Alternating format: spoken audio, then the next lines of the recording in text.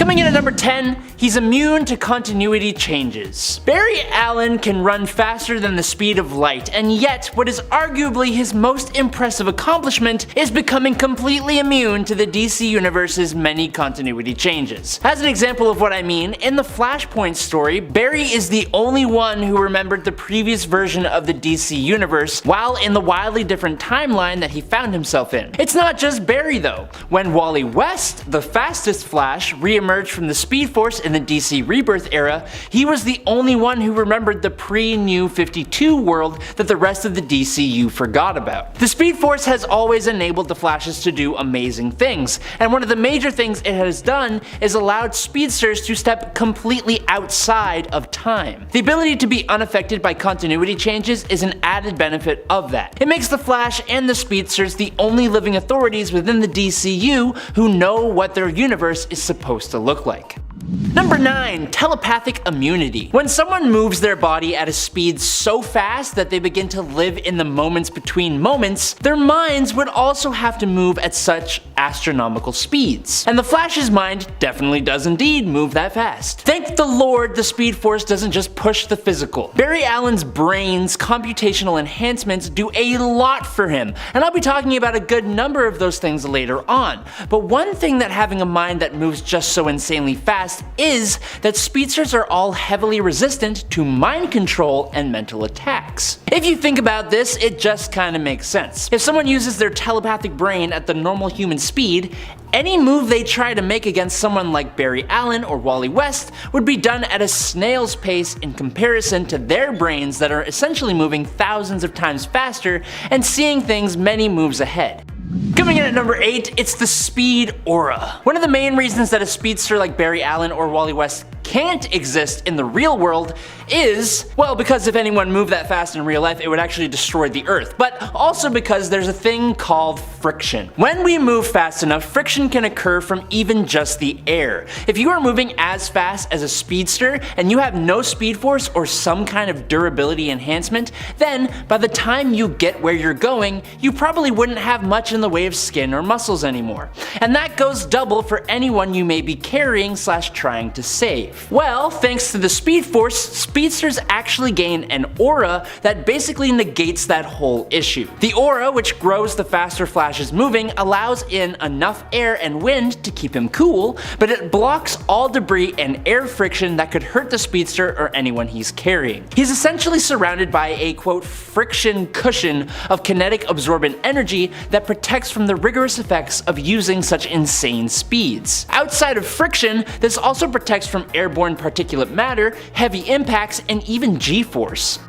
Number 7. Micro sleeps. Remember how I said the Flash basically thinks as fast as he runs? Well, what if I told you he also sleeps as fast as he runs? More than that, what if I told you that he sleeps in the little in-between moments that he is fighting bad guys? Now, of course, when the Flash is facing off against Reverse Flash, other speedsters, the Legion of Doom, or any major threat, the Flash is all hands on deck, red alert, focused. But when he's out there doing the daily superhero grind and battling it out with some random petty criminals, Flash can take it easy and relax a little bit more than other people can, and that is when he has his micro naps. Taking place in the literal picoseconds, which is 1/1,000,000th of a second, the Flash can and does take cat naps that help keep him focused during a fight and well rested at all times. That explains why we never really see them sleeping at all. Number 10. Destroy worlds. Hulk is so powerful that he could literally punch a world into dust. We've actually seen this happen more than once with Hulk, but it's also been alluded to and suggested as well on Earth. When Hulks fight each other, the world is riddled with seismic activity, proving how devastating their blows can truly be to the people around them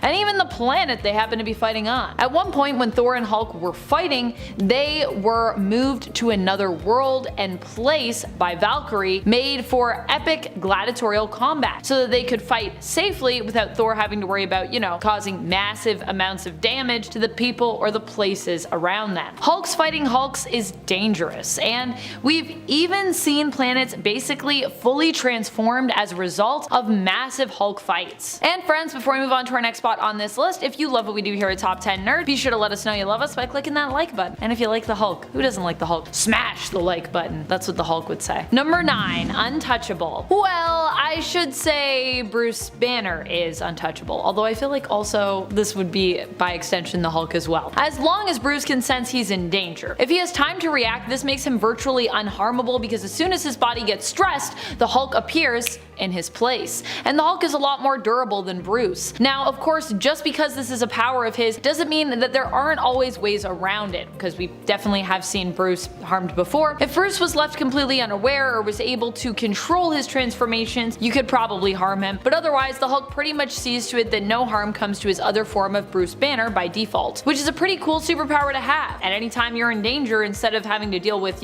said danger or being harmed, you just transform into basically a big green fighting machine. Although I don't know, I feel like I wouldn't want to worry about the damage. I guess that's the thing that Bruce has to live with all the time. He's like, I just transformed into the Hulk, oh boy, what am I coming back to? Eesh. Number 8, powerful lungs. Hulk is a powerful dude, and of course with all the power that he bolsters, in addition to his sheer size, he's basically like a brick house, I mean. Hulk also has insanely powerful lungs. We've seen him stagger people in the past simply by exhaling, but his inhales are also pretty powerful too. At one point he used his massive lung size to inhale a bunch of toxic gas that was surrounding people in order to protect them. Unfortunately, while he was successful in saving them from the gas, it kind of cost him his form as Hulk because he became so weakened by the gas, which was also kind of killing him, that he transformed back into Bruce Banner and ends up collapsing. We don't typically get to see the Hulk using his lungs so effectively in the comics, but it's pretty cool to think that this is a power that Hulk could just use at any time. It's also been implied that he can hold his breath for longer because of his increased lung capacity. Now, this was suggested in the crossover comic between Hulk and Batman, so I mean it kind of exists in a not necessarily just a 616 reality, and it is a deduction of Batman's. It's not like confirmed.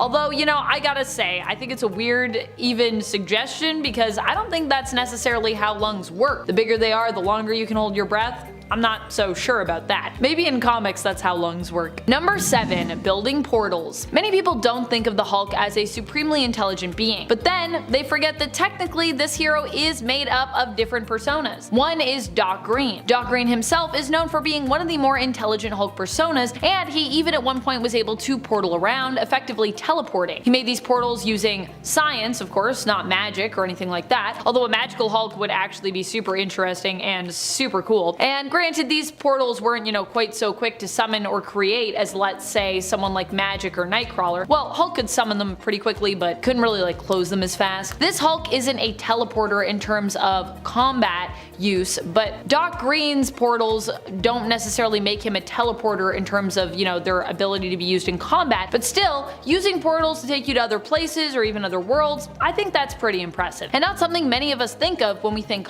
Hulk. We don't usually think portals. In a 10 shape-shifting face, Superman possesses an incredible level of control over all of his muscles, which at one point allowed him to alter the shape of his face and even transform his entire body. The remarkable ability is showcased in Action Comics number 55 and several other Golden Age stories, but in his early adventures, Superman used this power to assume various disguises, such as mimicking disgraced athletes or adopting the appearance of extraterrestrial creatures. Given the extent of the shape-shifting ability, though, it raises the question, why would he choose to conceal his identity with glasses when he's able to transform his entire being? But the answer to that question is complicated. While Superman's shape-shifting ability grants him remarkable disguise potential, he primarily relies on Clark Kent to protect the identity. But the real reason behind how this is so effective will be explained in a minute. And at 9, explosion containment. In the Flashpoint Paradox, Superman joins forces with the Flash and other heroes to rescue him from Professor Zoom and Rogues. As Zoom threatens to destroy Central City with powerful bombs attached to Flash and the other rogues, the heroes come up with a plan. They split up, each taking a rogue and moving to defuse the bombs at a safe distance. Superman takes on Heatwave and positions him at a cliff. With his superhuman strength, Superman just grabs the bomb and covers it with his bare hands and then contains the explosion. The rest of Team Flash defuses the bomb successfully and saves Flash, but Superman's just like, I got this, don't worry, boom! It's impressive, but I mean, mean, like, yeah, it would make sense, but also the fact that, like, you had to hold your hands together hella hard for that to not leak out the sides. That's impressive. That's a power in and of itself. Inundate Master Builder. This is where it starts getting weird. In the 1987 film Superman 4, The Quest for Peace, there is a scene where Nuclear Man damages the Great Wall of China. Upon witnessing the destruction, Superman merely gazes at the debris, and within moments, the wall is miraculously restored. This power is often overlooked, but yeah,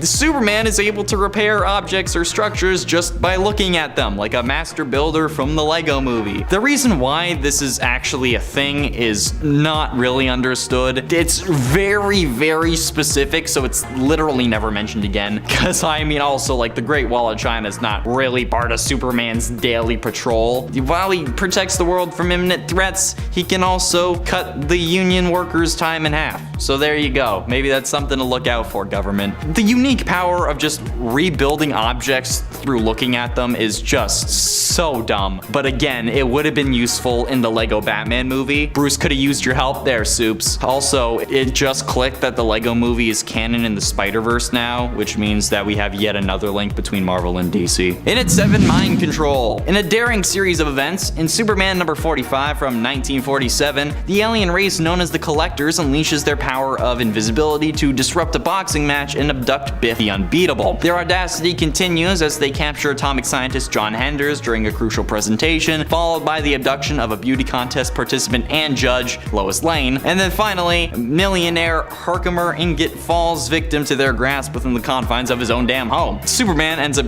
getting captured, or lets himself get captured, because during his imprisonment, he uses his telepathic abilities to coerce his captors into revealing the device that grants them interdimensional travel. He then uses this to break free from his cell, turns himself into a collector. So with the aid of that dimension hopping device, Superman transports himself to the 3rd dimension. He then also destroys the machine, ensuring the collector's abduction thing comes to an end. Number 6, tunnel powers. I love this one. Hulk, oddly enough, can actually dig a tunnel like a superpowered mole or worm. He's basically like a drill underground. It's crazy. He can tunnel underground at an alarming rate simply by pushing down into the ground. It seems like his sheer strength and force allows him to burrow easily and speed through the dirt and rock, even blasting out of the ground and into the air to surprise his enemies. Honestly, if the Hulk just busted out of the ground, I would be very shocked. If that happened right now, I'd be like, whoa, where'd you come from? Never mind sandworms. Apparently, in the Marvel universe, we have found our own equally deadly version in the Hulk. Although this doesn't come up as much in modern comics, it has happened in the past before, and I personally think we should bring these epic tunnel powers back for Hulk. Also, if you do bring these powers back, then please send him over to Toronto. That would be helpful. We need a few more lines on our subway system, and having the Hulk here to help out would probably speed up and help reduce the cost of that project. So yeah, send him this way. Number 5, plant instincts. Not sure if this comes from Bruce Banner or the Hulk himself, but Savage Hulk once displayed the instinctual knowledge of the healing property of plants, like just instinctually. When someone near him became injured, not only was he simply able to tell that her wound had become infected, but he was also able to sense which herbs might actually be used as medicine to help her by drawing the poison out of her body and her wound, binding her wound with them. I know a lot of people think of Savage Hulk as being, one of the least intelligent personas Hulk has, but I gotta say, this actually makes me feel kinda otherwise about him. I mean, I can't just instinctually tell what the properties of plants are, can you? I know some, but that's cause I learned it from reading in books. I guess while Savage Hulk might not be as big into books, it's perhaps his strong intuition and maybe a more raw connection with the nature around him that grants him this ability. Number 4, power over Celestials. Back in the 90s, when Hulk was considered a Nexus being, Apocalypse surmised that Hulk could actually generate enough energy to even be able to control and rule over the Celestials themselves. Now for those unfamiliar, the Celestials are god-like gigantic alien beings from space who had a hand in the evolution of man, creating both the races of the Deviants and the Eternals as well. They usually travel across the cosmos, manipulating planets and experimenting on their inhabitants to create their own races of beings. They also have extremely advanced technology, which Apocalypse has used to augment himself and others. And it was while using this tech that he noticed the potential power Hulk could hold. He hoped to harness this energy for himself so that he might use it to bend the Celestials to his will upon their return to Earth. Number 3, truly the strongest. While many know the Hulk as the strongest there is, I don't think everyone fully understands the scope of what that means. Hulk isn't just the strongest there is among other heroes or on planet Earth. He's believed literally to be the strongest humanoid being, with his maximum strength levels existing far beyond all others, and is also known as the most powerful mortal entity to have ever existed. So when he says Hulk is the strongest there is, this isn't just a fun catchphrase. He really does mean that, and it should be taken seriously, because when we're talking maximum strength levels, there's really no one else above, at least not in regards to his form. Like maybe something that is less tangible than Hulk would be at a greater power level, or something or someone based in mystic or cosmic realms of Marvel, but that's really about it, I'd say. Hulk is one of the strongest beings like in the multiverse. So number 2, stronger than even himself? If you think Hulk being one of the strongest beings in the multiverse according to Doctor Strange is wild, wait till you hear about this one. Hulk is also stronger than himself, apparently. When the leader attempts to beat the Hulk by kind of using his own strength against him, Hulk surprises him by miraculously beating him still. This apparently happens because Hulk's strength really has no limits, and he gets even more angry, which of course makes him even more powerful, allowing him to best even his own power when he goes up against it. Beating everyone else in the Marvel universe pretty much is one thing, but then also managing to best yourself on top of that, that's quite another accomplishment, I think, when you're someone as strong as the Hulk is. Number 1, overload vibranium. Some may already know about how Hulk can basically bust through adamantium, but what about vibranium? Well, as I said before, when we talk about Hulk, we're not just talking about the big green giant and Bruce Banner. There are multiple Hulk personas that reside within him, one of them being Devil Hulk. Devil Hulk has been shown to be vastly stronger than some of the other personas and can even overload vibranium, it appears. We see him in a fight against the Avengers in Immortal Hulk issue number 7, and he really just kind of tanks them all. Black Panther with all of his vibranium included. I definitely would never want to meet Devil Hulk. That guy's crazy. He's all too eager to embrace the nickname given to him when Thor calls him a devil, and Thor also says in terms of the power he's close to God tier. I wonder if this version of Hulk could also destroy Uru. Number 6, electromagnetism. One of the more curious aspects of Barry Allen's Speed Force abilities is that it gives him some degree of electrokinesis. He can generate lightning and electrical attacks and discharges, and is actually quite the potent ability, with his lightning being able to travel through water and disrupt magic. But due to his electrical abilities, Barry is also able to manipulate the electromagnetic spectrum to some extent. And the biggest example of this is him getting his entire supersuit into his ring. The heat from Barry's lightning creates a thermal expansion that allows Barry's suit to be stored in his ring. Every time he releases his suit from his ring, the pieces of it are conducted by lightning to form the suit around him. He manipulates electromagnetism to mentally control the pieces that form, specifically though, his mask, and can cause the mask to construct over his face and even retract back on his command. So while that is a small example of electromagnetism, knowing that Barry can use his lightning to create electromagnetic fields means that it really only takes one story for the Flash to become a scary fast Magneto. Number 5, Speed Force clothing. So we just talked about how Barry uses electromagnetism to assemble his suit from his ring. Still defies so many things, but his counterpart, Wally West, sometimes he doesn't even have access to his suit for various different reasons. This isn't a problem though, as Wally West Flash can also make his costume directly out of the Speed Force. Now this ability does take some concentration and comes with the risk of the Flash ending up completely naked if he happens to get knocked out or something, but thinking about it, this means that speedsters can basically have the ability to make Speed Force constructs. But beyond just creating a temporary Flash costume, which looked awesome by the way, Wally has used this ability to reweave the molecules of his Kid Flash costume and construct a completely new Flash suit out of pure Speed Force energy. What does that even mean? I don't know. Do you know? Probably not.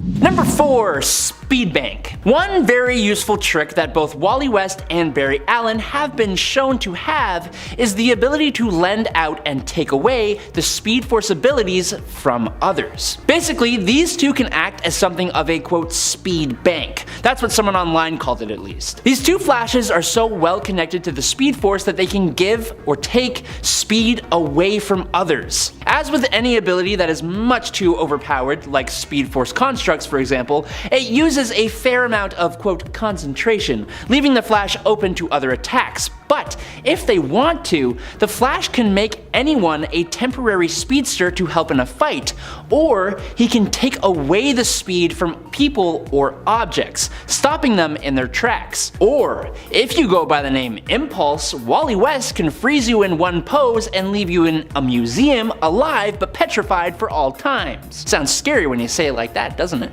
Number 3. Speed reading. Like I said before, those with the Speed Force move their minds, and I guess their eyes, about as fast as their bodies. As a byproduct of that, speedsters can also read entire books front to back in a matter of moments. This can be extremely helpful for superheroes in tight spots where they need information on a certain topic or need to read an instruction manual to help them out in specific situations. For both Barry Allen and Wally West though, they are actually unable to retain the knowledge of what they read at super speed. They read it and then it will stay in their minds for a little while, but after about a day or so, it will be gone. But those two aren't the only speedsters around. Both Bart Allen and the original Flash, Jay Garrick, have both completely mastered this ability. These two speedsters can retain everything they read, and Jay has even bragged that he has read every single science book in the world and can recite them word for word. I kinda believe it. Big old nerd.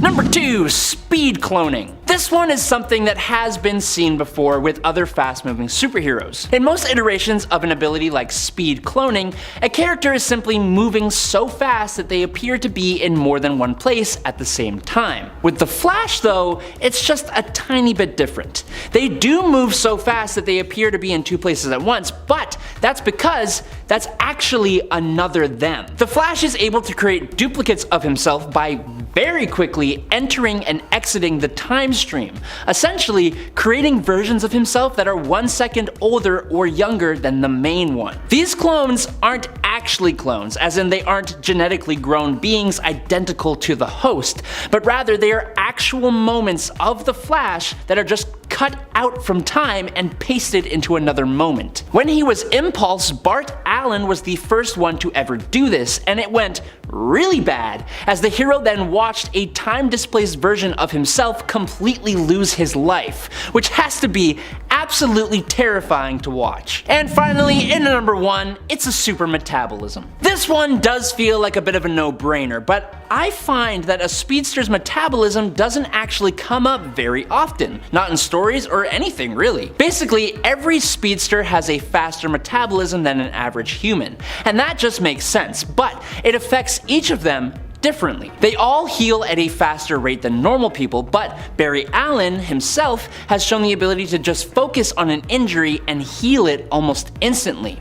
When his arm was completely crushed, it only took minutes for his arm to be completely healed. He was also able to quickly heal from the absolutely insane pressures of being 2,000 feet below the ocean, which dealt extreme damage to his body, and he was fine. Wally West at one point had a weaker connection to the Speed Force, and at that time, Wally would have to eat massive amounts of food just in order to keep his metabolism up and running, which to me sounds like an absolute nightmare. I love food, but could you imagine having to just chow down on a mountain of food, especially if it wasn't good food? Luckily, once he was able to fully connect to the Speed Force, that went away, but it's an interesting thing to note that in order to keep themselves up and running without the Speed Force, speedsters have to be super eaters. The super metabolism also unfortunately means that parties are celebrated sober only, but the Flash is virtually immune to any gases, so you win some, you lose some, you know what I mean? And it's 6. Self-cloning. In the pages of 1958 Superman number 125, an unusual encounter with an alien ship leads to the loss of Superman's usual powers. Instead, he discovers 2 peculiar abilities: the power to emit rainbow beams from his fingertips, and the ability to create a miniature version of himself from the palm of his hand. While the rainbow beams had their limitations, Superman relied heavily heavily on his little clones to perform tasks requiring his usual strength. It comes as no surprise that Superman does eventually get his powers back. Superman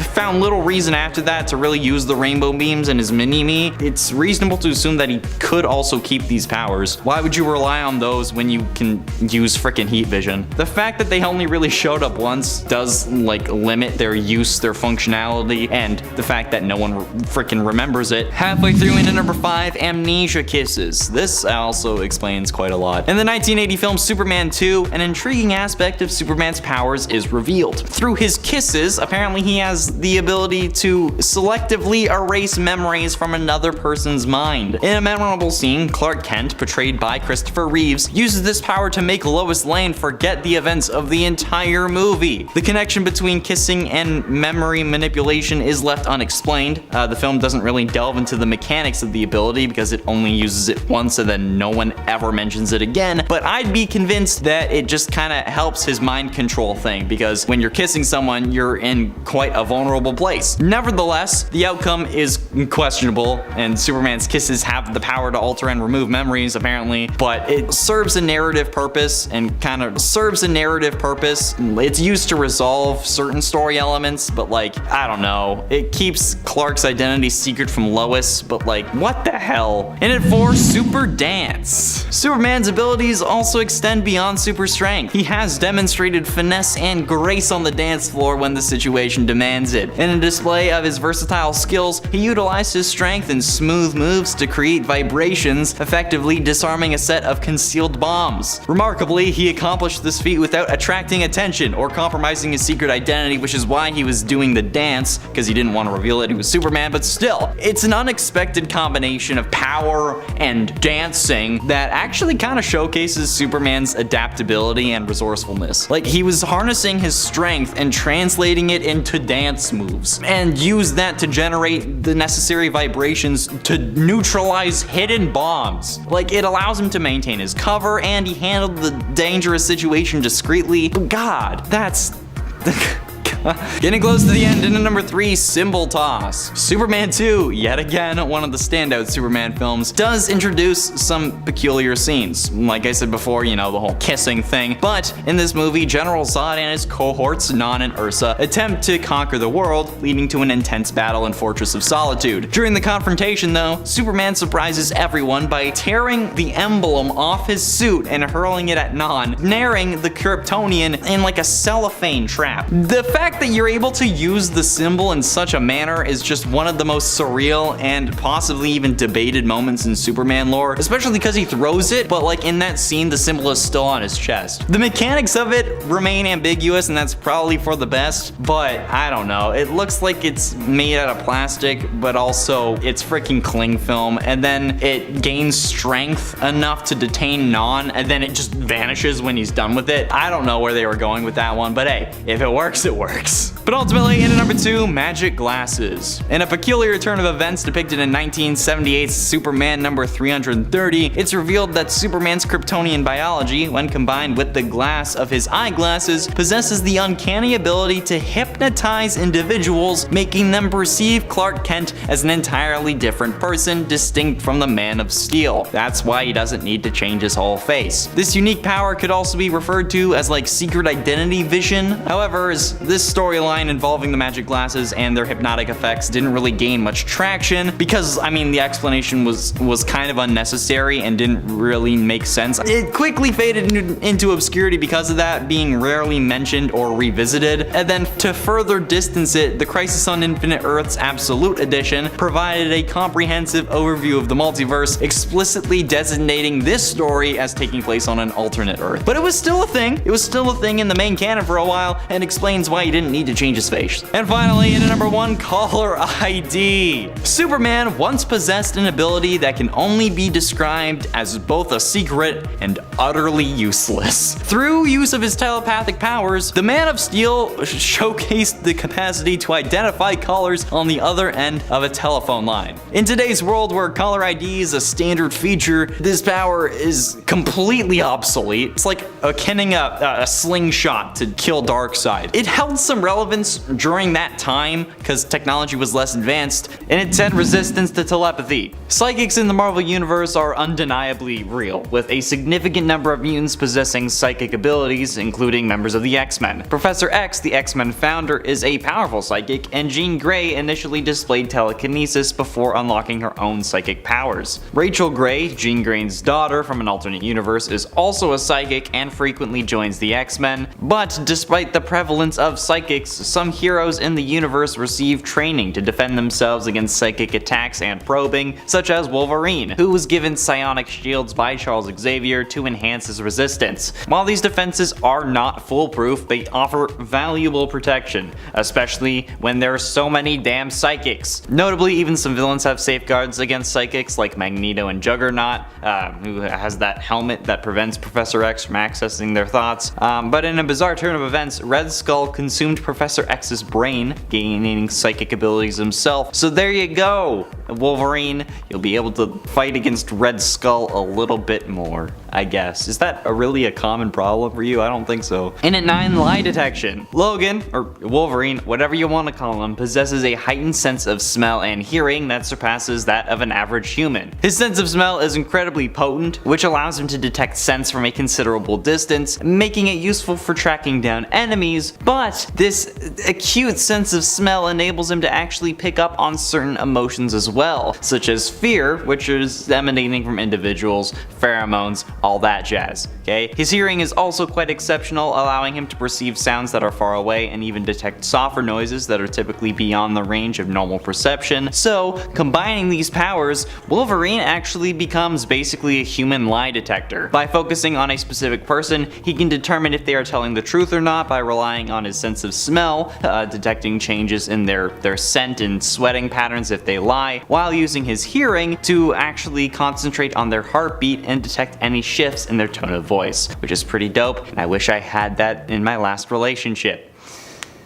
And at 8, Berserker Rage. Here I am just dumping my trauma. Wolverine possesses a dangerous state known as Berserker Rage, which is triggered by an overwhelming anger that drives him to lash out uncontrollably. In this frenzied state, he becomes an unstoppable killing machine, slashing through enemies without hesitation. However, the downside is that Wolverine loses all sense of control and may even harm his allies, unable to recognize them in the midst of his rage, which I certainly relate to. This internal struggle has plagued Logan since childhood and often leads him to distance himself from others, fearing what he might do, but despite the risks, there are moments when the Berserker Rage proves necessary, particularly in his relentless battles against Sabretooth. The movie franchise also showcases this aspect of Wolverine, with a memorable scene in X2, the best X-Men movie, where he unleashes this fury, slashing through adversaries within the confines of the X-Mansion. But again, you all remember that scene, it's the best X-Men movie. Please flash sarcasm on the screen because they won't know I'm joking. And it's 7, Night Vision. The combination of Wolverine's claws and super healing already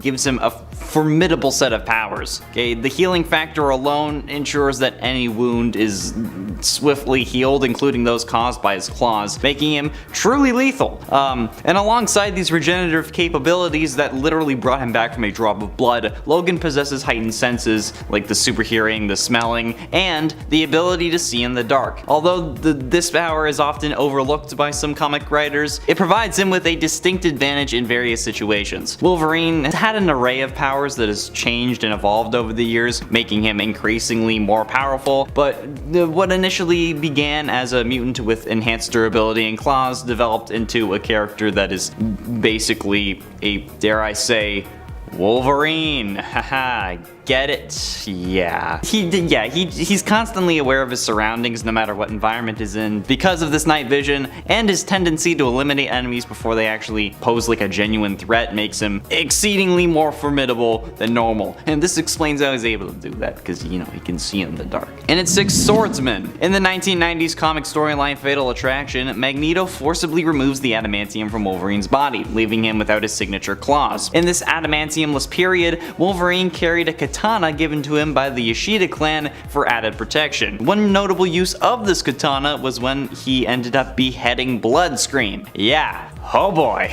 Later on, Wolverine acquired the Muramasa Blade, a sword with mythical properties capable of neutralizing a mutant's healing abilities, which is the unique blade that became his weapon of choice in certain situations, allowing him to confront and defeat formidable adversaries such as Omega Red and Sabretooth. And as it was the only weapon capable of truly ending Wolverine, therefore also able to end Omega Red and Sabretooth. But yeah, he's skilled with a sword, which you wouldn't really expect because, you know, he has the claws, but also makes sense because the claws are just basically tiny swords. Halfway through into number 5, Wisdom. Logan's journey as a superhero spans across significant historical events. Okay, he served in both World War I and World War II. He even fought alongside Captain America, and following these wars he found himself in Japan where he formed a family only to tragically lose them, and these devastating losses combined with centuries of heartbreak contribute to Logan's bitter and cynical demeanor. But after going through the adamantium bonding process, he befriended Alpha Fight, a Canadian superhero team, and became one of Canada's earliest superheroes. His initial task involved intervening in a conflict between Hulk and a Wendigo. However, his path took a turn when he was sent to eliminate Charles Xavier, but ended up being influenced by Xavier's telepathic abilities, leading him to join the X-Men. But still, okay, Wolverine's wealth of experiences and wisdom greatly influenced the X-Men's journey, and I mean,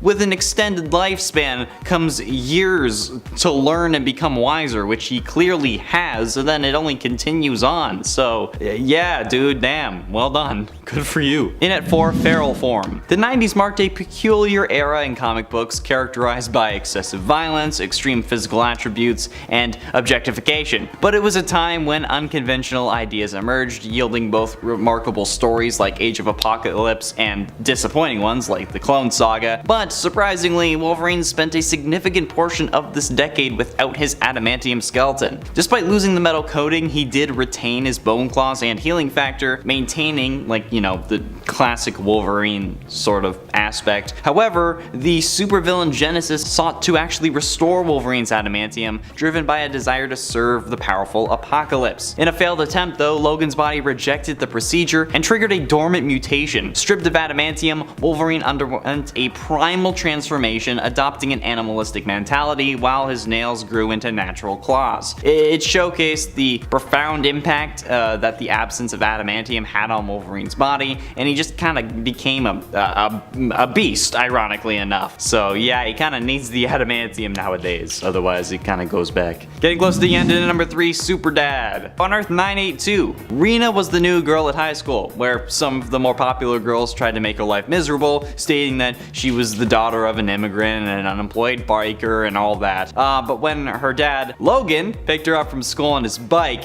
everyone's opinion changed, especially when they learned that her mother, Elektra, was a wealthy martial arts expert. Yeah, it's crazy what fear can do. However, life at high school wasn't just about dealing with, like, the crowd and, you know, normal high school things, because, you know, it's a comic book high school. So, as Wild Thing, Rena had to save a classmate from a high-speed kidnapper, defeat a computerized assassin, stop a demonic invader, and even fight one of her teachers when he was turned into a Prime Sentinel. But that's just high school. But the fact that he can just pull up to her school and then everyone stops making fun of his kid, that's a superpower, okay? And I wish my dad had that superpower. Although I probably wouldn't be as funny as I think I am if that had been the case. But ultimately, in number 2, time travel. When translating comic book superheroes to the big screen, screenwriters have to take creative liberties to adapt the material effectively, okay? What happens in comics can't necessarily work on screen. For example, Thanos' infatuation with Lady Death, which was a significant aspect of his character in the comics, was omitted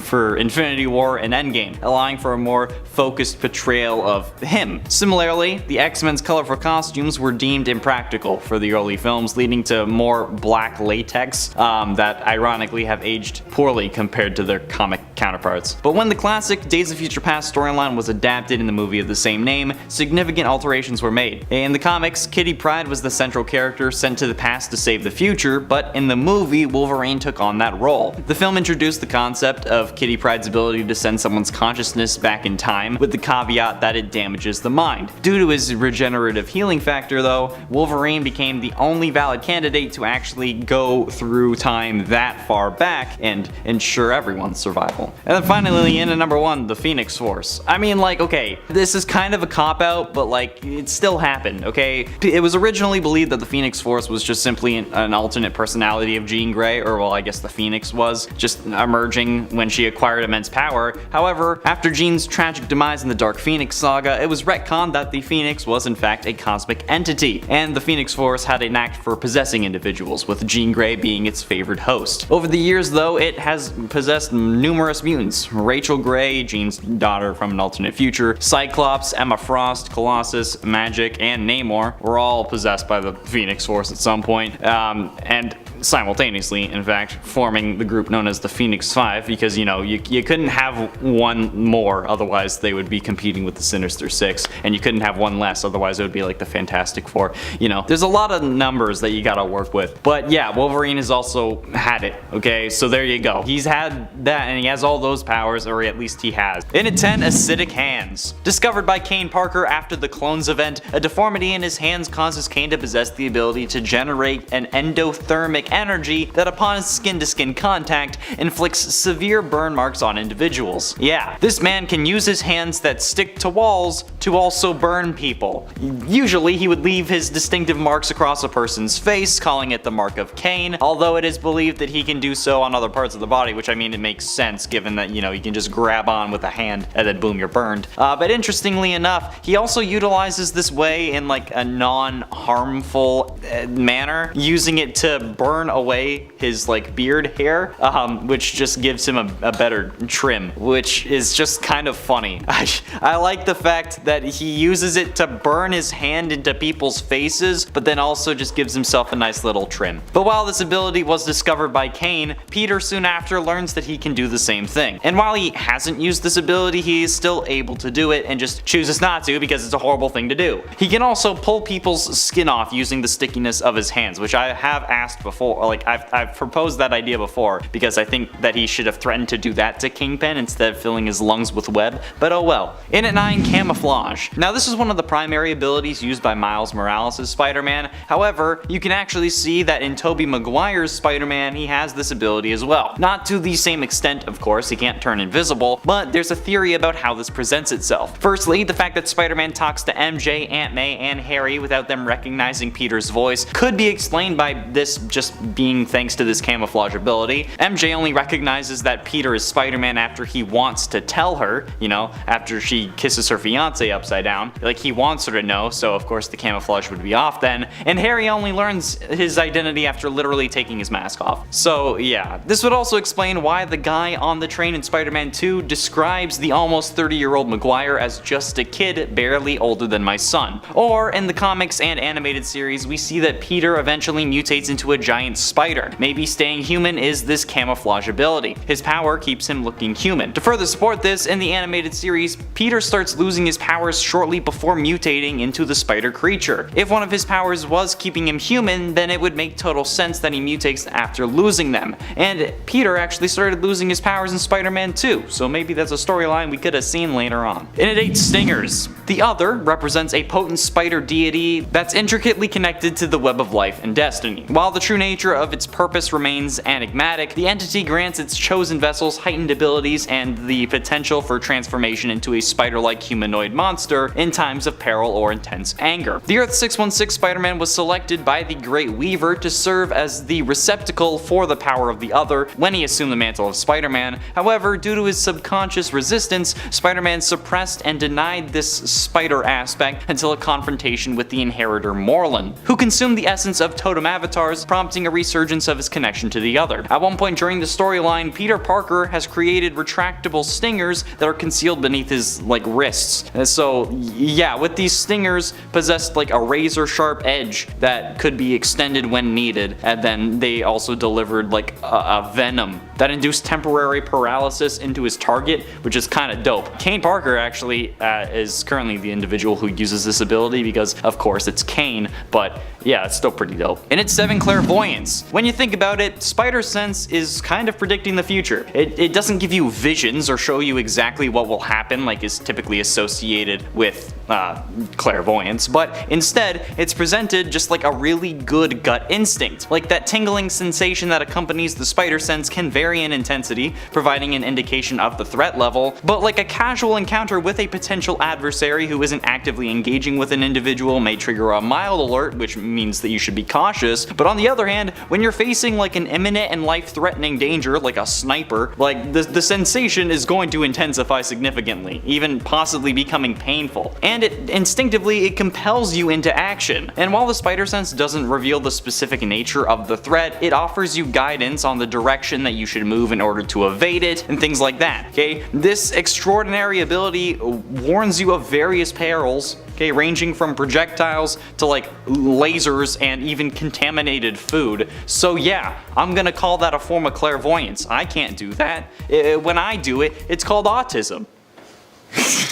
In its 6, equilibrium. While yes, having sticky limbs and appendages makes it easy and possible to stick to walls, that's not all that you need to actually be Spider-Man. Like sure you can stand on a wall, but even with all the strength of your abs, you wouldn't be able to keep you like balanced and standing upright, alright? No one can do that, not even Chuck Norris. Like how else could you not lose your momentum or anything while swinging through New York, okay? He's swinging around buildings, through alleys, even through like the spaces between cabs and their backs, okay? There's no way that this guy could do all of that just inherently, okay? Like yeah, he's got the powers of a spider, but spiders don't swing around the city doing flips. His center of gravity is constantly fixing himself to keep himself balanced while chasing after red psychopathic space aliens and dudes in rhino costumes. So yeah, I'm gonna call that a power. Coming in at number 10, talking to fish. Look, almost everyone knows Aquaman as the guy who can talk to fish. It's the most common thing brought up when talking about the hero. But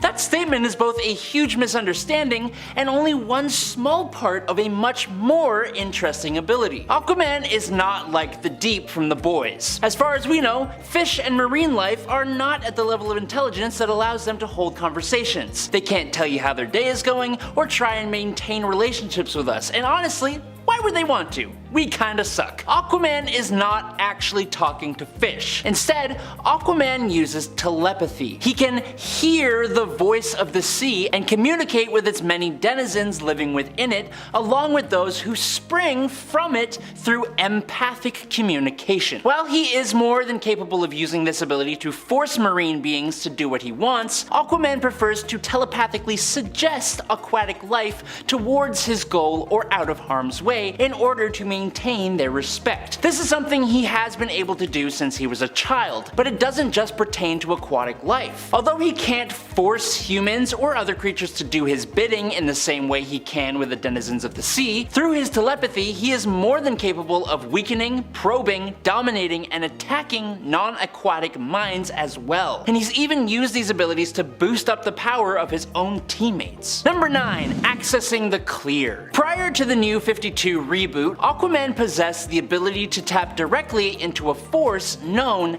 as the clear. This primordial force is what binds all life in the sea and provides ocean-themed heroes with their superpowers. Thanks to his harnessing of the clear, Aquaman's awesome natural telepathy that we just talked about was augmented to a larger degree, allowing him to communicate with and summon sea creatures from the other side of the planet and send out telepathic broadcasts across the ocean. It even allowed him to form a universal consciousness with all life in the sea, enabling him to send his mind out to see through the eyes of sea life. Something interesting about this force is that, well, technically, all life at some point originated from the ocean. So, Aquaman can also push his telepathic powers to reach out to the higher land creatures to find that element of their brains that was once an aquatic dwelling creature and manipulate it. Now, post New 52, this connection to the clear has been altered slightly and is now known as a connection with the life force. The life force is one of the 7 forces of the universe, and for Aquaman, his connection to the life force is focused focused on marine life, and not just the marine life of Earth either. Through the life force, Arthur is connected to all living beings, which has enabled him to establish a supernatural link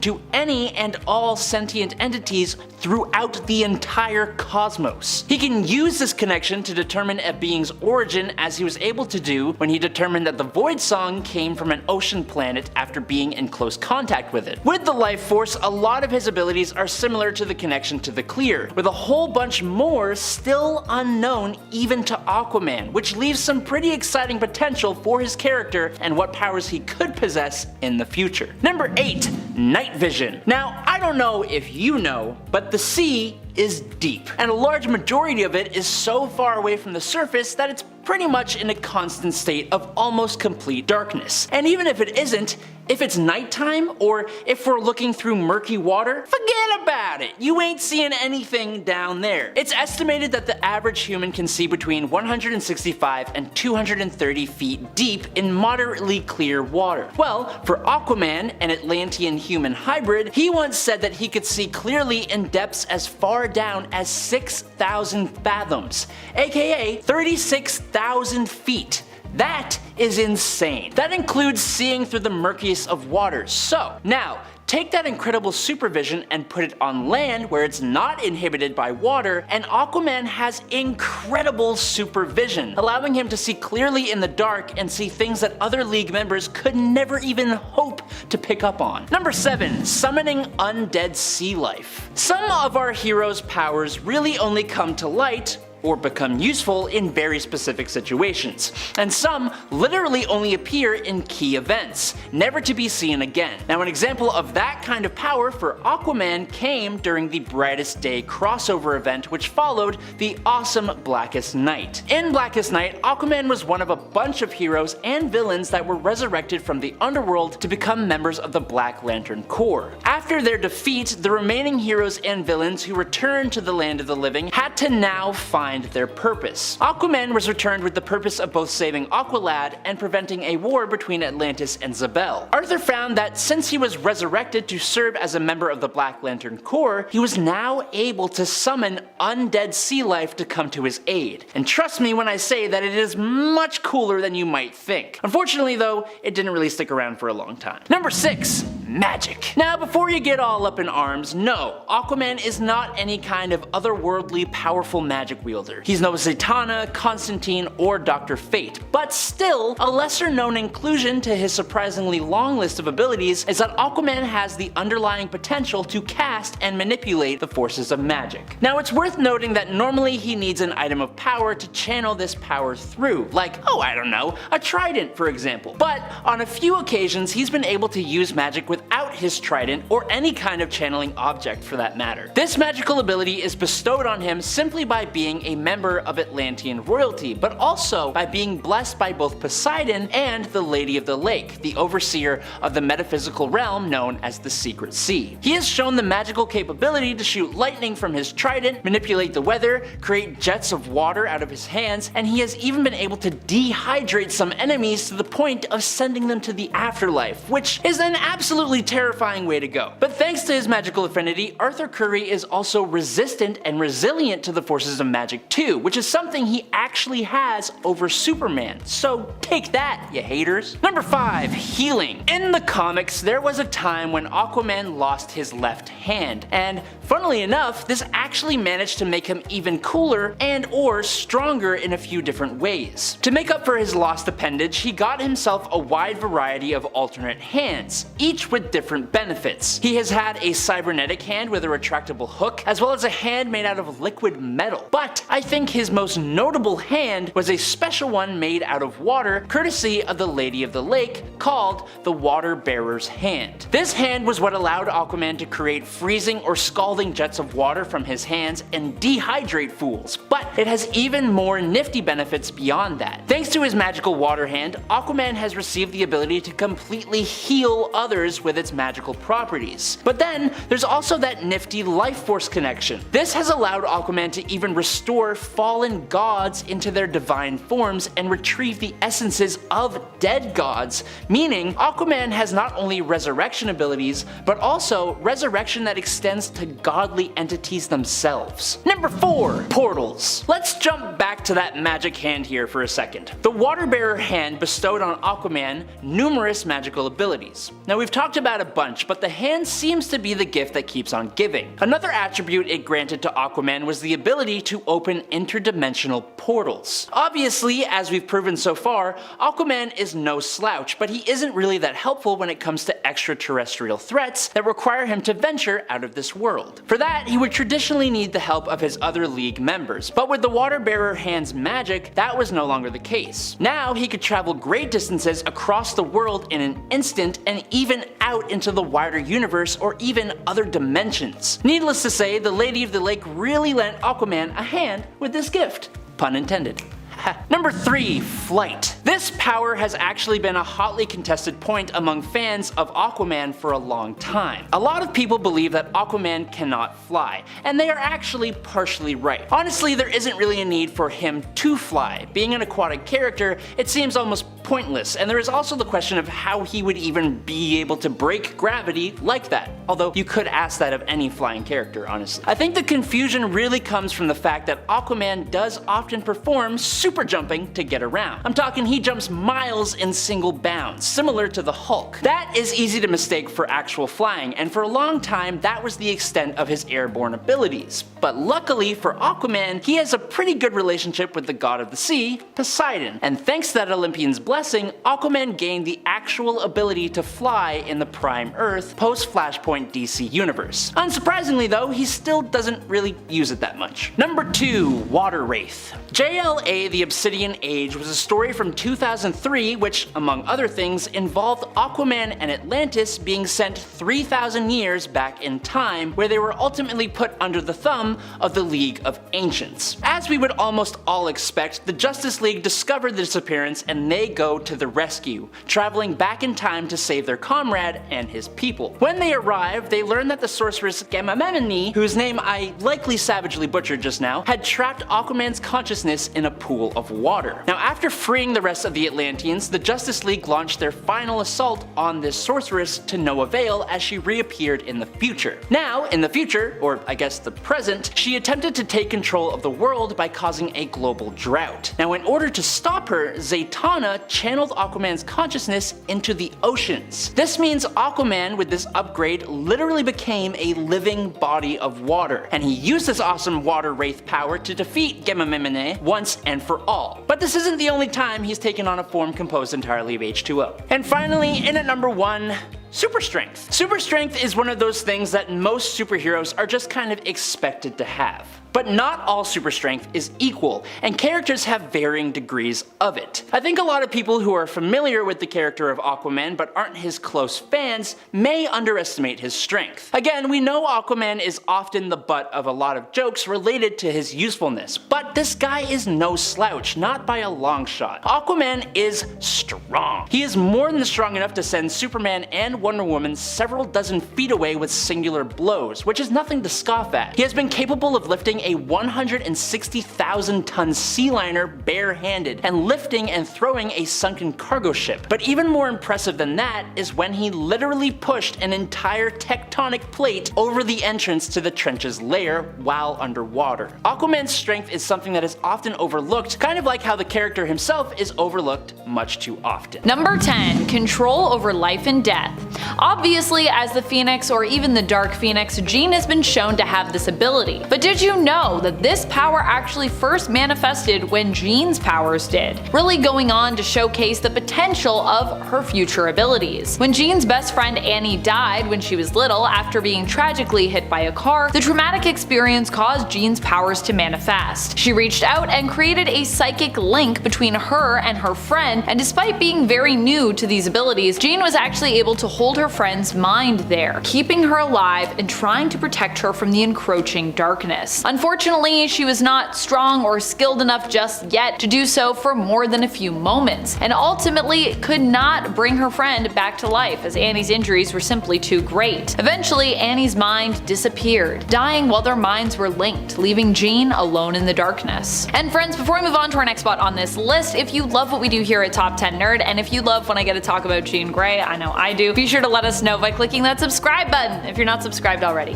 And if you are, thank you. Number 9. A God's Mind. Sure, the progenitor at this point is not your standard celestial. It was actually created by the Eternals and the Avengers, chiefly with major help from the mutant Mr. Sinister and the main Avenger Tony Stark. The progenitor was revived and reprogrammed, given new morals that were dictated by Earth's heroes in the hopes that it would help the Eternals in ending the war between Druig, who was then ruler of the Eternals, Eternal Prime if you will, and the mutants, who he had classified as deviants. However, this plan backfired when the Celestial decided to blame the inhabitants of Earth for the state of the planet, and put the entire populace basically on trial. In an attempt to save the world, Jean and a covert team infiltrated the progenitor, moving around inside it in the hopes of reaching its kill switch, so they could basically turn it off. Without Jean though, they never would have even made it very far. At the end, Jean was also crucial to the team's efforts, holding psychic damage that would have easily crushed them at bay, and breaking into the Celestial's mind. No small feat considering Celestials are giant cosmic gods. And yes, I know this one was one that was still made by the people of Earth sort of, but still, the wiring's all still there, you know what I mean? Number 8. Telepathy. While this one might seem obvious to most readers in the present day, it's important to note that Jean's powerful telepathic skills were actually for many years a secret to both readers and actually to Jean herself. Initially, when we're introduced to Jean in X-Men issue number 1, it is her telekinetic abilities that are put on display. She picks up a book and flips through it. And I gotta admit, initially Jean's powers actually seem like the best of the bunch, with the most potential in terms of power levels. And yes, I know this is not how Jean's powers would be depicted, but I'm just saying in that first issue when I was introduced to Jean, I thought she was super cool. However, this feeling of her being super powerful that I had would be very short-lived, as Jean would be shown to struggle with even lifting her own weight telekinetically. In fact, at one point, I think it's even mentioned that Jean's own physical weight is her max limit for what she can lift with her mind. Apparently, what one can lift with one's own body is weirdly relevant, or used to be anyways, when it came to what a superhero could lift with their mind. Jean's like, I can't lift that much. They were like, you can't lift that much with your mind either, girl. Evidently, we didn't want to let Jean be too powerful. Otherwise, who would act as the team's damsel in distress? Which was the role Jean quickly became relegated to filling, honestly. However, later on, not only would her telekinetic powers become stronger as a result of both training and her bond to the Phoenix Force, but we'd also learn that this wasn't even Jean's major ability. No, as a psionic, Jean actually became known for being more powerful as a telepath, an ability that was hidden away from her for most of her life in an attempt to protect her from her own inexperience and her power's instability, thanks to mental blocks that were put in place by, you guessed it, Charles Xavier, who first met Jean when she was very young and her powers had just begun to manifest. Charles, of course, would eventually remove these blocks later in Jean's life when he felt that Jean was better equipped to handle these extraordinarily powerful abilities. And maybe when he was like, you know what, I should probably, the cat's out of the bag, I gotta let people know Jean's actually super OP. I think he didn't want Jean to harsh his mellow, to be honest. Number 7. Empathy. One of the most overlooked powers that I think Jean and some others possess is the power of empathy. Empathy basically means that you feel what others feel. When someone says to you, I empathize, it's different than saying I sympathize, because they aren't just, imagining what you're going through and trying to understand it. They actually feel what you feel, likely having shared an experience with you or an emotional response at the very least. In comic book terms, being empathic, it doesn't usually just mean feeling what others feel. It can also mean controlling others' emotions, or using the emotions of people around you to make other people feel differently. A power that Jean has demonstrated before, like when she used her empathic skills to defeat Xavier's evil twin, Cassandra Nova. And she's actually used this ability to defeat a lot of people, I'm gonna be honest. But I don't think people think about the empathy, and it's pretty crazy, man. Number 6. Finding the weakness. I mean, as a telepath, of course Jean can scan your mind and take with her any information that she finds. And this, of course, includes, you guessed it, any weaknesses that you have. Especially if you fall into the trap of thinking about said weaknesses while Jean is in your mind. If you have a nut allergy, watch out if Jean Grey's around you if you're fighting her. But even if you don't think about your weaknesses, Jean could probably easily find this out. That is exactly what she managed to do, although it wasn't quite as easy to know when she got inside his head. And you'd think telepathically he'd be pretty gifted himself, being the creator and leader of a hive mind as the Clintar and symbiote King in Black. But even Null could not resist Jean's power. Although she did have to try really hard, admittedly. Number 5. Overcoming mental blocks. This is most likely a case of writers just forgetting the focus of Jean's psionic powers in the earlier days, but it happened in continuity. So that also means we can kind of count their possible mistake as actually a major strength for Jean. And if another writer wanted to reflect back on this moment, they could easily use it to bolster Jean's power levels, even back in the day when she was notably written to be a lot weaker. Remember how I said that Professor X created mental blocks for Jean when it came to her telepathy, which he later removed when he felt she was ready to handle her own off-the-charts power levels? Well, apparently early on, Jean did still display some telepathic abilities, even somehow with those blocks supposedly in place. She read Professor X's mind in an issue of Captain America, sensing that something was wrong by reading his thoughts. She literally says like she read his mind, basically. If this is true and it's considered canon, it would mean that Jean temporarily pushed through Xavier's mental blocks to read his mind, which, gotta be honest, that's like on a whole other level of power, I think. So if we want to count it as canon, there you go. Number 4. Interstellar travel. When it comes to those with psionic abilities, we don't typically think of them as cosmic heroes who can fly through space and fight aliens, but guess what? Jean can. While bonded with the Phoenix Force, Jean has been shown to be capable of interstellar travel, propelling herself through space. The vacuum of space. She can just fly right through it and she feels fine. Doesn't even need a spacesuit. She has also been shown to be able to fly and make it appear as though others are flying on Earth by using her telekinesis, but that one you probably already knew about. The interstellar travel though, that might have caught you unawares. Number 3. Communicating undetected. Another great power as a telepath that Jean manages to have is keeping her telepathic conversations secret, which, when there's a lot of other telepaths around you, is not easy. Basically, there are many other powerful telepaths around you who could be trying to pry and eavesdrop on you, and a lot of them are also powerful. But Jean has managed to keep more than a few mental conversations a secret, even from some of the other most powerful telepaths in the universe, including Null, the god of symbiotes. While Null himself was in the middle of a telepathic conversation with Dylan, Jean actually managed to use her powers to slip into said conversation completely unnoticed, with Null not even aware that Jean was also talking to Dylan telepathically at the same time, and that Dylan wasn't really listening to him so much as he was listening to Jean. Honestly, kinda rude, but also, yeah, Jean's trying to tell Dylan how to save the day, so fair enough. Number 2. Control over nightmares. I don't know what's more frightening, the fact that Jean can basically manipulate people's dreams and nightmares through the villain Nightmare, or the threat she gave Nightmare after defeating him, where she basically said if she had to deal with him again, she was gonna destroy him at an atomic level. She's like, look, I don't like to end people's lives, but if you mess with me again, I will destroy you at an atomic level. Either way you slice it though, when it comes to nightmares that have been created by the god of nightmares himself, Nightmare, Jean is the one who would really call the shots between them when they're pitted against one another. I've seen them run into each other a few times, and it does not end well for Nightmare.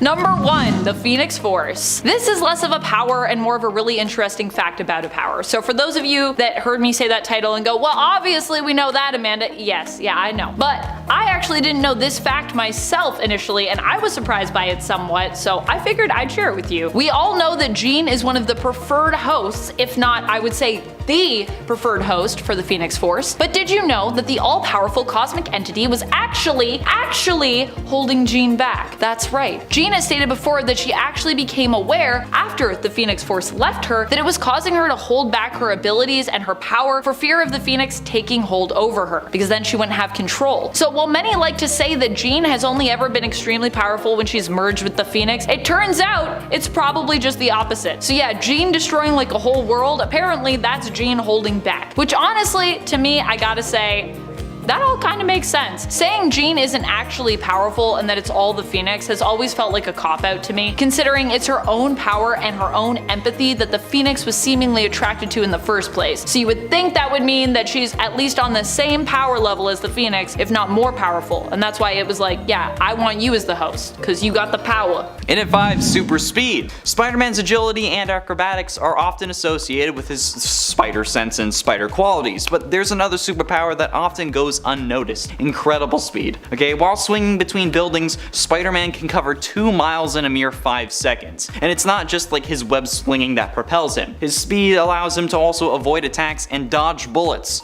Okay, if you can dodge bullets, you're freaking fast. Spider-Man's exceptional speed was showcased extremely well during the Civil War storyline when he attacked Luke Cage's mansion prior to switching sides.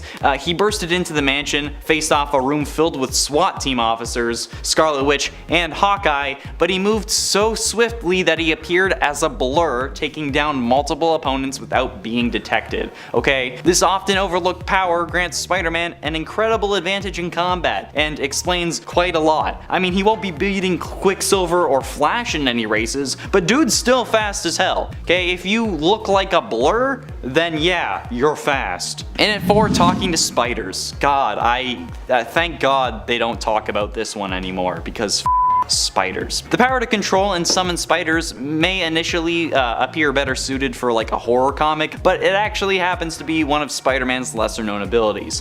He chooses not to emphasize the terrifying aspect of this power, thank the Lord. Instead, he uses it in more of like a collective strength sense, tapping into the power of many rather than just aiming to haunt his opponents with lifelong nightmares. Thank you, Peter. This skill likely was introduced into the comics because people were like watching Ant-Man a little too much, you know, because he can like control ants, and now even Squirrel Girl can command squirrels. So it just seems like if you have a connection to an animal, you should be able to control them, apparently. So yeah, Spider-Man had that sort of connection established with arachnids. In truth, it feels more aligned with like Venom or Carnage, but I mean, the only reason that Venom has spider powers is because he bonded to Peter in the first place, so I understand why that wouldn't happen. But like, yeah, okay, they're twisted villains who would fully exploit this ability, but thank God Venom doesn't have it. Yeah, interestingly enough though, it's not the mainstream Spider-Man who possesses this ability, but rather Kane Parker, but I'm sure Spider-Man could do it too. If he can do the acid hands and he had the claws, I'm sure he could do this, but thank God he doesn't. Getting close to the end in number 3, regeneration. While webbing is handy for transportation and apprehending criminals and sometimes even just making a mess if you want to, Peter's mind actually lets him use this ability in unconventional and actually kind of genius ways, specifically turning it back on himself. This gave rise to the concept of a web cocoon, an audacious idea that bears resemblance to how Peter immobilizes criminals with webbing until the authorities arrive, because you know he wraps them up. But the only difference is that when Peter does the web cocoon on himself, he uses it as a tool for hibernation and accelerated healing. Peter has only used this extremely insane skill on one occasion, but it was because he sustained near fatal injuries during a battle. So he encased himself in a cocoon of webbing to induce rapid healing.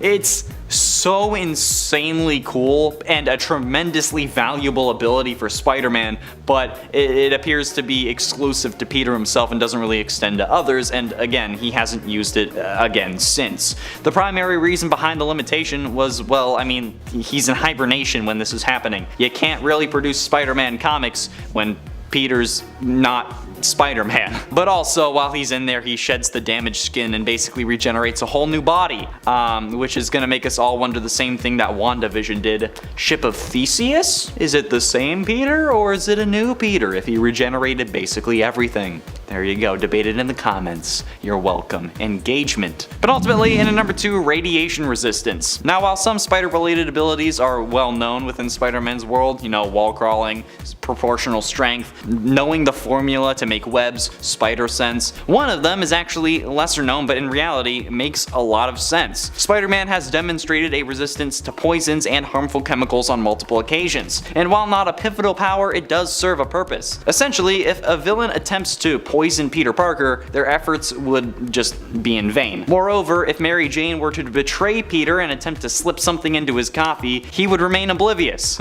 His resistance to basic poisons could potentially be exploited if someone like knew this and like tried to use it against him, so it's often overlooked. But yeah, it adds another layer of protection for Peter that reflects just like the fact that he is in essence just a Spider-Man. And given that his powers were given to him by a radioactive spider, the resistance extends to radiation as well. So yeah, that's right. If Green Goblin ever goes to Chernobyl, Spidey can still stop him. And finally, in at number 1, Spider-Mobile. Hell yes, I love how ridiculous this is. Corona Motors, aiming to promote their environmentally friendly car engine, enlisted the services of advertising firm Carter and Lombardo to propose the idea of a Spider-Mobile in Spider-Man comics. Initially dismissing it as foolish, Spider-Man reconsidered when he realized the dire need for money to cover his rent and expenses. So with the assistance of the Human Torch, they successfully constructed the Spider-Mobile in the comics. After a crash course in driving, Spider-Man's first encounter with the vehicle led him to capture one of Hammerhead's henchmen. However, Mysterio ends up getting Spider-Man to dump the car in a river, prompting Corona Motors to demand its return, despite the inability to locate it in the water. Spider-Man faced a modified version of the Spider-Mobile, engineered by the Tinkerer later on, engaging in a fierce battle with it. Spider-Man eventually subdued it and returned the damaged imitation Spider-Mobile to Carter and Lombardo, but yeah, that's a thing that happened in the comics. Yeah, there you go.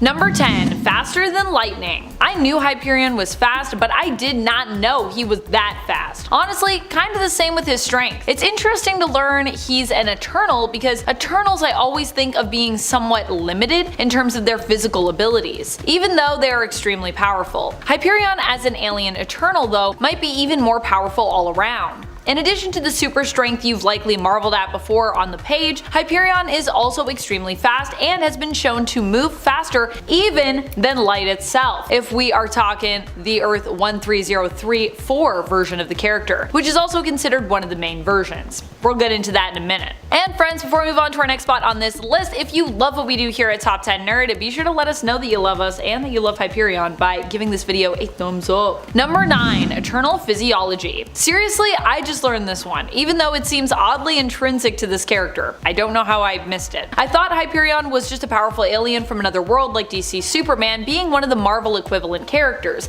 And he is, but he's also, in a very Marvel way, an Eternal. A powerful Eternal alien. So I had to share that with you in case, like me, you also did not know this and you just thought he was an alien from another world. The important thing to know with Hyperion is there are many different versions of him, since he himself is not even inherently an Earth 616 main continuity character. And when it comes to which Hyperion is considered the mainstay, that has actually kind of changed over time. For this point though, we're talking about Hyperion of Earth 712, who first appeared in Avengers 85 back in 1971. The first Hyperion to appear, I believe, in the comics. And when it comes to this version of the character, he is actually considered to be an Eternal. In fact, I think all versions of him are still considered to be Eternal, but still somehow I missed that origin. This is how Hyperion is able to channel energy, which ultimately charges his powers. To be clear, this version of Eternal Physiology does not translate to robots like we learned in the MCU, which is also based off of a revelation of what the Eternals are in the comics as well, at least the Earth-based Eternals. However, at this time they were just prehistoric humans initially who were experimented on by the Celestials when they visited Earth more than a millennia ago, and the Celestials also went out to other planets, did this in other places, so there are other Eternals. Hence why Thanos is also kind of connected to the Eternals, he's also one, but from Titan. Number 8, invulnerable in every sense. Okay, so I knew Hyperion was invulnerable, but what I didn't fully comprehend is just what high level of invulnerability he possesses. If we're talking about Earth 712 Hyperion, the first version of the character to appear, we have seen him completely unharmed by impossibly strong weapons and metals such as Ultimate Wolverine of Earth 1610's adamantium claws. Wolverine's claws are typically known for being able to cut through most things, but apparently Hyperion is not one of those things, or beings rather, that he can harm with his famous weapons. Aside from that, this version of Hyperion has also withstood direct blows from Thor's famous Uru hammer, Mjolnir. Withstanding the blow of Thor's hammer is no easy feat, and even some of the most resilient heroes and villains from Marvel crumble under the weight of its blows. So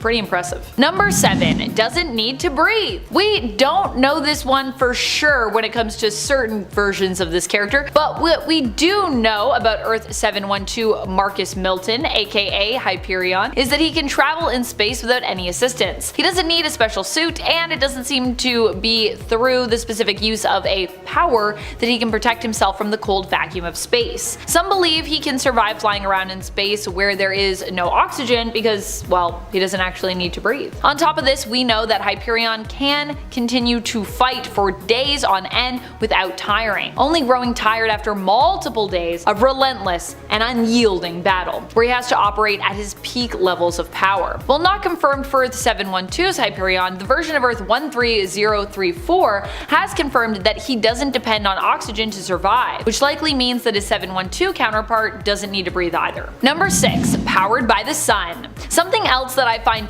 fascinating about Hyperion, and that I didn't personally know, is that he is literally solar powered. He can actually absorb solar energy and use this to give himself energy, which is how he can fight for so long in battle. He basically takes in the solar energy and converts it to usable energy in his body. If his solar energy stores are full, once he depletes energy accrued through other more typical means for us humans, he can use the solar photons to keep himself going, converting those into energy which he then uses to power himself. I guess this shouldn't surprise me, considering he is, like I said earlier, basically one of Marvel's versions of DC's Superman, but I didn't know that he was that close to an adaptation, even sharing Clark's sort of solar-based abilities in some regards. It's a little different, but still similar. Number 5, what tires us only makes him stronger. Not only does Hyperion not need to breathe, which makes him a pretty scary foe to face, to be honest, if you had to, but he doesn't tire at all in the same way that we do. When humans exert themselves, and more specifically their muscles, they actually expel energy. The stress on your body and your muscles causes you to tire physically, and in some cases mentally, and causes you to get sore afterward in response to this stress. For Hyperion though, the stress and chemicals that we release that communicate to us to slow down actually only power him up. So as he gets exhausted, he actually becomes more energized. The fatigue turns into energy in his body because of his unique physiology, meaning that while some other Marvel characters might tire through when they're fighting Hyperion in a battle, Hyperion would be more than ready for the next round, despite clearly having just exerted himself. Number 4, immune to extreme temperatures.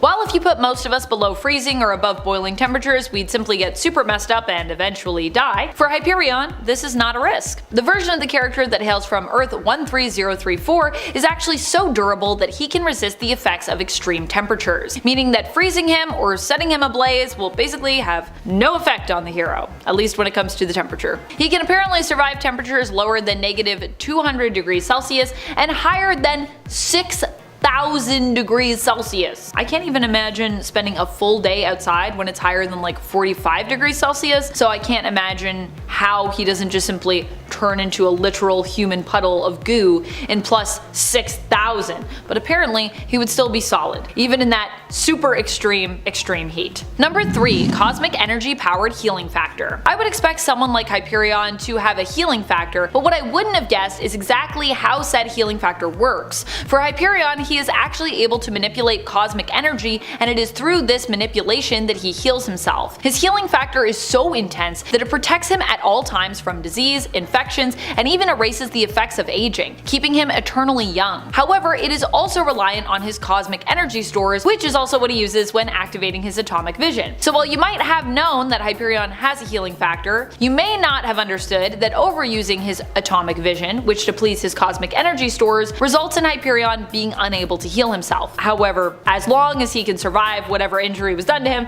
he can always replenish his stores to heal later, so it's a temporary thing. Using his atomic vision actually also does damage to his eyes, meaning that he actually has to use the cosmic energy to do both if he wants to be able to see after using his atomic vision powers. Number 2, microscopic radiation vision. Hyperion can also see things that most humans cannot, such as microscopic traces of radiation on the human body. At one point, he is asked about a dead body and is able to identify that it is not from the same world as the one he occupies. He can tell this just from looking at the body that the solar radiation it has absorbed is basically not the same, thereby discerning that the being is from another world entirely. He shares this information with S.H.I.E.L.D. director at the time, Maria Hill, but believes That is something that she already knew about and wonders what else she knows that she might be keeping from him. So Hyperion isn't just a heavy hitter, he's also quite intelligent and has enhanced senses that only add to his knowledge and perspective of the world around him and those that inhabit it. Not someone you want to mess with, guys. Not someone you want to mess with. Number 1. Held off an incursion. If you are not familiar with the incursions, they are basically when various worlds started to come together, colliding. As a result, many Earths, their heroes, and their villains